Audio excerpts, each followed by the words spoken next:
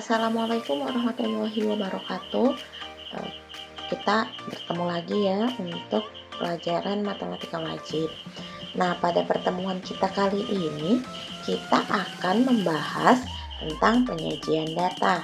Nah, minggu lalu kita sudah belajar bagaimana mengubah data menjadi kita sajikan data dalam bentuk tabel distribusi frekuensi ya, dengan histogram. Nah, hari ini kita akan belajar penyajian data dengan diagram lingkaran, diagram batang, dan diagram garis. Oke.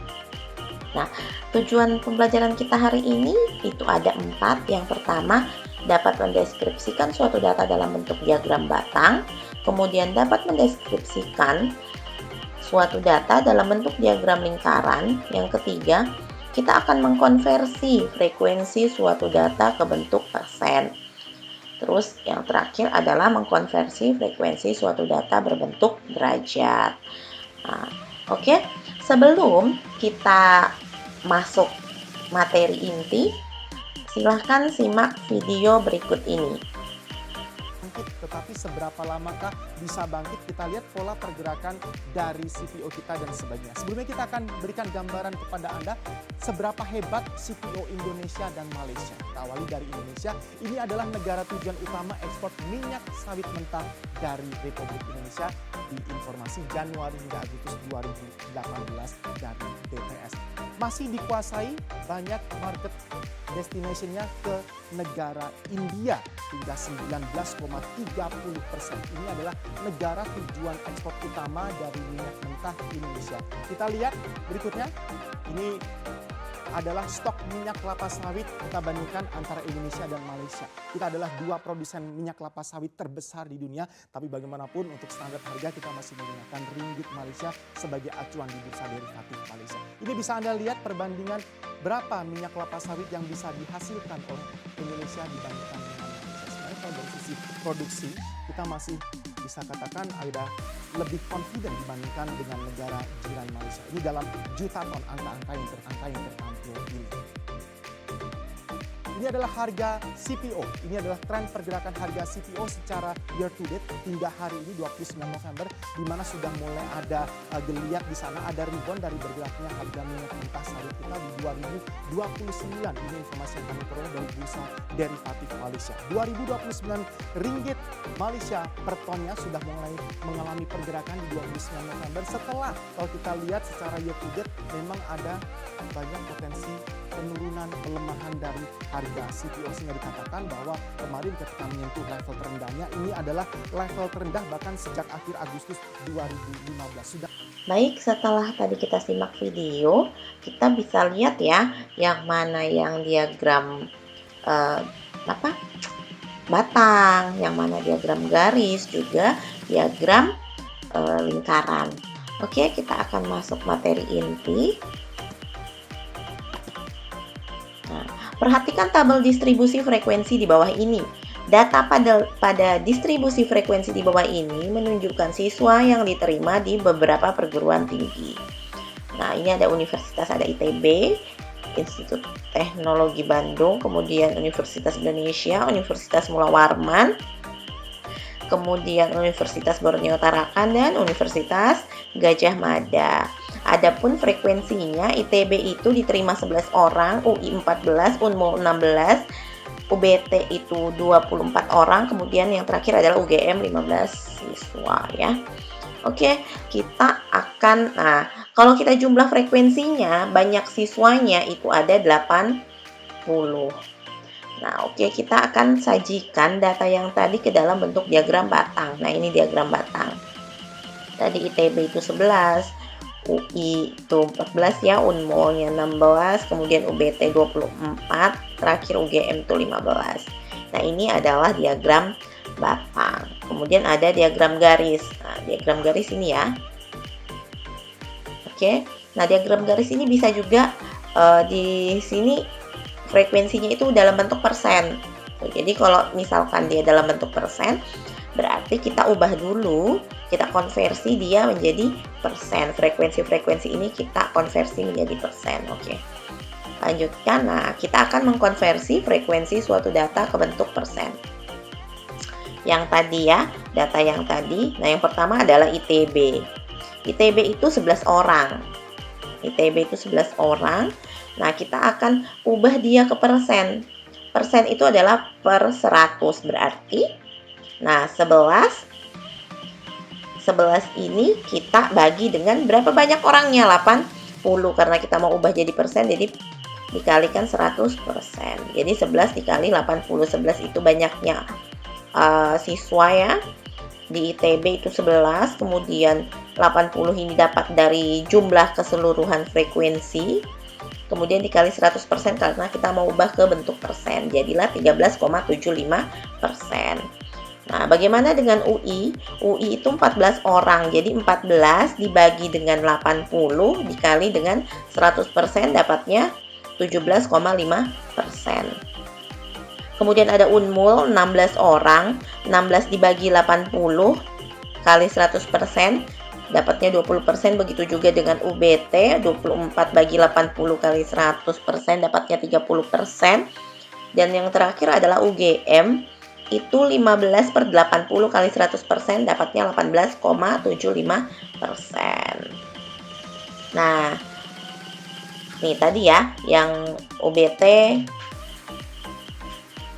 yang ITB, UI, Unmul, UBT, dan UGM ini ke dalam bentuk persennya. Nah, kita akan mengkonversi persen ini ke bentuk derajat. Langsung berarti kan kalau ITB tadi 13,75%.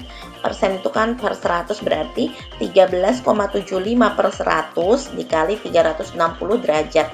Kenapa? Karena satu lingkaran itu 360 derajat, makanya dikalikan dengan 360 derajat. Begini cara kalau kita akan mengkonversi frekuensi suatu data ke bentuk derajat. Atau misalkan langsung nih mau tadi kan ITB itu 11 orang ya. Banyak siswanya 80, jadi boleh juga 11 per 80 kali 360 gitu. Langsung nanti sama juga hasilnya. Gitu. Oke. Dapat 49,5%. Terus UI 17,5%, berarti 17,5 kali bagi 100 kali 360 dapat 63 derajat. Unmul 20, berarti 20 per 100 dikali 360 dapat 72 derajat. UBT itu 30%, berarti 30, ya benar, 30 per 100 dikali 360 derajat dapatnya 108 derajat. Dan yang terakhir UGM adalah 18,75%, berarti ya 18,75 per 100 dikali 360 dapatnya 67,5 derajat. Nah, ini kalau ke dalam bentuk diagram lingkaran. Jadi diusahakan diagram lingkaran itu derajat. Nah, jadi kalau kita mau membuat diagram lingkaran ya harus bentuknya derajat, karena derajat kan nanti kalau misalkan mau diubah ke persen berarti kita harus tahu dulu persennya berapa. Kayak gini, misal nih mau kita buat diagram lingkaran tapi persen gitu ya. Nah, harus cari derajatnya dulu. Untuk kita baru setelah derajatnya kita tahu, kita konversi ke persen. Berarti gimana kalau misalkan derajatnya yang kita tahu kayak ini 67,5 derajat kan, kalau lingkaran berarti 360 derajat, berarti 67,5 dibagi 360 dikali 100, nanti dapatnya yang ini. Jadi dibalik gitu. Ini bagi 67,5 bagi 360 baru dikali 100, nanti dapatnya 18,75% gitu. Nah, ini yang bentuk derajat. Tuh, nah, ini tadi persennya ya. Ini persennya. Jadi kalau frekuensinya 11, 13,75%, derajatnya kita lihat 49,5 derajat gitu. Kalau mau ubah itu, kalau mau bikin diagram lingkaran itu dia harus derajat ya cara ngukurnya. Jadi kalau misalkan soalnya seperti tadi yang Ibu bilang, kalau soalnya misalkan disuruh diagram lingkarannya ke dalam bentuk persen, berarti ya kita harus bikin derajatnya dulu baru kita konversi dia ke persen gitu. Jadi kebalikannya. Berarti gimana? 11 per 80 kali 360. Nah, nanti dapat kan? Dapat 49,5 derajat. Nah, ini lagi yang kita ubah ke persen. Berarti apa? 49,5. Biar tahu ya 49,5 itu segini besar derajatnya gitu. Karena kan kalau persen mau dibikin lingkaran susah. Bagaimana mengukur? Paling taunya berapa? 100%, berarti 50%, berarti setengahnya. Oh, kalau ini 45%, berarti seperempatnya. Cuma tahu gitu aja. Nah, sedangkan kalau untuk mengukur 30% itu bagaimana? Nah, makanya harus dikonversi ke derajat. Tuh. Kayak misal nih, nah kita nggak tahu berapa frekuensi Unmul, berapa yang diterima di Unmul gitu kan, berapa siswa yang masuk di Unmul, kita nggak tahu, tapi kita cuma punya info ini gitu, info ini yang kita tahu. Bagaimana caranya? Nah, kita pakai perbandingan aja, terserah apakah Unmul dengan UI, Unmul dengan ITB, Unmul dengan UBT atau Unmul dengan UGM, terserah pakai perbandingan yang mana.